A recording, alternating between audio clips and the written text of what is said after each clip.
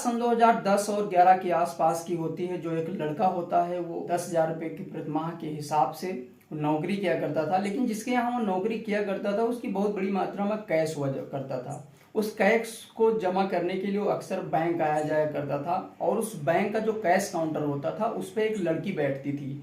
उस लड़की को देखकर इस लड़के को ऐसा लगता था कि इस लड़की के पास बहुत सारा पैसा होता है, और उससे ये पता चलता है कि इस लड़की के पास ज़्यादा पैसा है। तो उस लड़की के और लड़की के बातचीत का सिलसिला यहीं से जारी होता है, और ये सिलसिला कुछ दिन बाद प्यार में बदल जाता है। और प्यार होने के ठीक 7वें दिन वो लड़की अपने घर से कुछ सोना और चांदी ले करके उस लड़के के पास पहुंच जाती है कि लो, मैं सब कुछ छोड़कर मैं तुम्हारे पास आ गई हूँ। तभी वो लड़का कहता है कि ठीक है, तुम मेरे पास रह सकती हो, लेकिन जो कुछ भी लाई हो उसे आपको दोबारा घर छोड़कर आना होगा।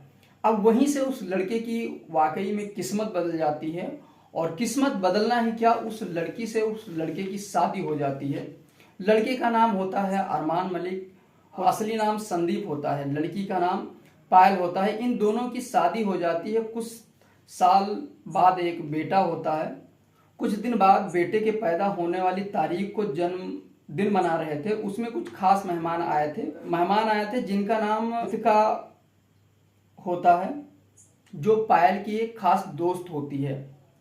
पायल की खास दोस्त होती है। कृतिका मलिक को देखती है, अरमान मलिक के दिल में प्यार उमड़ आता है, और उसके 7 दिन बाद दोनों की शादी हो जाती है। अब इस शादी में काफी बवाल होता है कि एक आदमी 2 शादी कैसे कर सकता है। इसी बीच सन 2019 का एक मामला और सामने आ जाता है। वो अपनी नौकरानी के साथ रेप किया था। बस यही कहानी है। आज की इस वीडियो में हम आपको यही बताने का प्रयास करेंगे कि कैसे इन्होंने 2 शादी की और कैसे अपनी नौकरानी के साथ इन्होंने रेप किया था। नमस्कार, मैं रामराज यादव। आज की जो सच्ची घटना है, आज की ये सच्ची घटना शुरू होती है 21 जून 2024 को, जो एक जियो सिनेमा पर कार्यक्रम आता है जो बिग बॉस OTT 3 शुरू होता है। इस सीजन में एक व्यक्ति होता है जिसका नाम अरमान मलिक उर्फ संदीप अपनी 2 पत्नियों के साथ इसी कार्यक्रम में प्रवेश करते हैं, और इनको बिग बॉस में सेलेक्ट कर लिया जाता है कि यहाँ कुछ खेल सके। और इसमें एक सिस्टम और होता है कि इसमें सब प्रोसेस होता है कि किसको कब नॉमिनेट करना है, किसको कब सेलेक्ट करना है। अब जितने लोग बिग बॉस के अंदर रहते हैं उन्हें बाहर की दुनिया से बिल्कुल हटे होते हैं, उन्हें बाहर क्या हो रहा है क्या नहीं हो रहा है उनको इस चीज का बिल्कुल भी पता नहीं होता है। और इसी कार्यक्रम में दोस्त होते हैं जिनका नाम लोकोस होता है और एक का नाम विशाल पांडे होता है। दोनों आपस में बातें कर रहे थे, तभी कृतिका का वहां से आना जाना शुरू हो जाता है। कभी अच्छे कपड़े पहनना तो कभी जिम करना।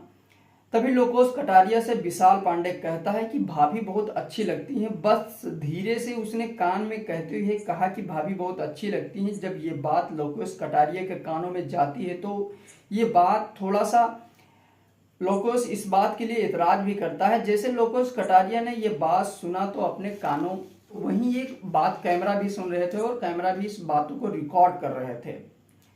अब वहां से पूरी तरह रिकॉर्ड हो जाता है। लोकोस कटारिया के पेट में थोड़ा दर्द होने लगता है कि ये बात किसी न किसी से बताना चाहिए। अब बात अरमान मलिक तक पहुंच जाती है।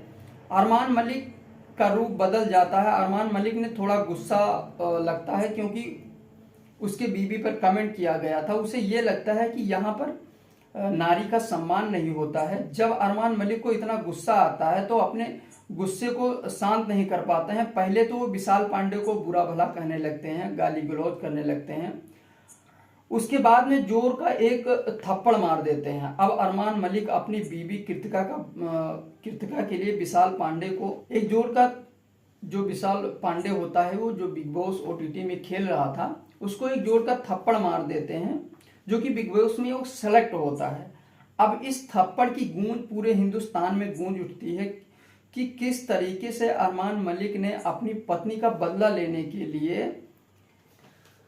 अब ये पूरा मामला कैमरे में कैद हो जाता है। उससे ये पता चलता है कि किस तरीके से अरमान मलिक ने उसको थप्पड़ मारा। अब ये मामला जिस तरीके से कैमरे में कैद था वो दृश्य कुछ और ही था।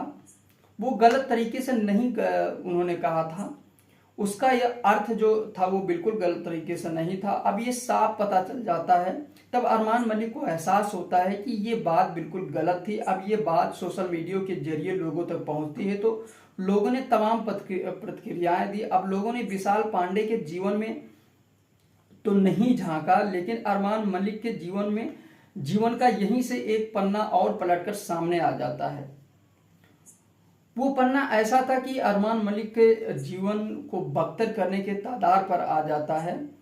अब इस पन्ने की कहानी शुरू होती है। दरअसल ये कहानी शुरू होती है 11 साल की एक लड़की ने पुलिस को एक तहरीर देती है। 7 जून 2019 को दिल्ली का एक थाना लगता है निहाल विहार। उस तहरीर में बताया जाता है कि 3 भाई उसके अलग रहते हैं और वो और अपने माँ के साथ, छोटे भाई के साथ अलग रहने लगती है। वो लड़की घर की स्थिति ठीक ना होने के लिए उसने काम की तलाश की और इसी बीच में उसको संदीप व्यक्ति के नाम के यहाँ नौकरी मिल जाती है। अब परिवार में कुल 4 लोग होते हैं।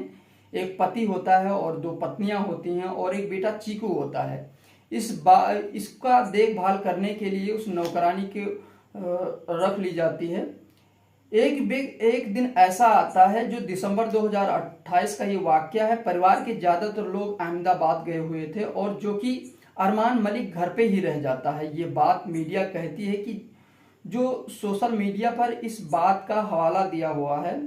अब यहाँ पर 11 साल की लड़की घर पर होती है और अरमान मलिक घर पर होता है। इसी बीच में उसको एक इंजेक्शन दिया जाता है जो कि बताया जाता है वो ड्रग्स का इंजेक्शन होता है। अब जहां ड्रग्स का इंजेक्शन देने के बाद उस लड़की के साथ रेप कर बैठते हैं अरमान मलिक और ये लड़की बहुत ज़्यादा डर जाती है क्योंकि इस लड़की के साथ कई बार मारपीट भी हो जाती है। अब ये खबर मीडिया पर, अब रेप वाली जो बात होती है ये मीडिया पर धीरे धीरे खुलने लगती है। अब ये बात किसी से वो कह नहीं पाती है।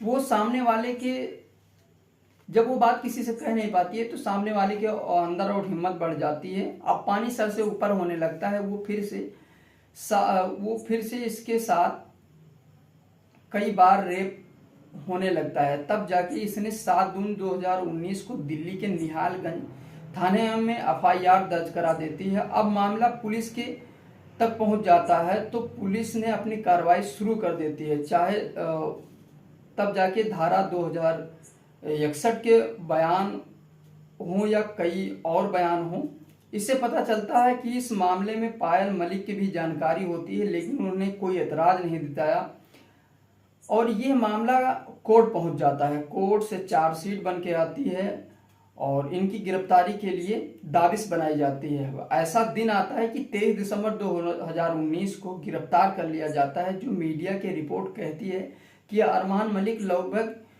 14 महीने तक जेल रहते हैं। तब जाके उन्हें जमानत का निवेदन किया जाता है, फिर इनको जमानत मिल जाती है। फिर ये अपने लाइफ स्टाइल में जीने लगते हैं, अलग अलग प्लेटफॉर्म पे काम करते हैं, चाहे वो सोशल मीडिया हो या यूट्यूब के माध्यम से वो वीडियो बनाते हैं और अपने सोशल मीडिया पर कई प्लेटफॉर्म पे काम किया करते हैं।